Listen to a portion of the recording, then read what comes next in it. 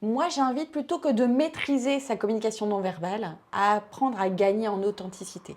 Parce que tout ce qui n'est pas aligné passe par le non verbal. Donc, moi, je rencontre des gens, par exemple, qui vont me dire oui, oui, oui, oui, tout à fait. Et donc, leur tête va dire non, par exemple.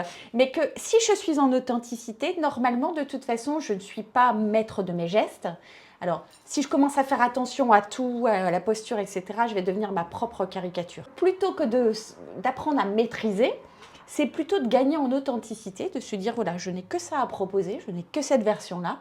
Et finalement, je ne vais pas essayer d'être quelqu'un d'autre. Je ne vais pas essayer de me transformer ou de me travestir parfois aussi, de vouloir être ce leader dont j'ai tant rêvé. Ouais.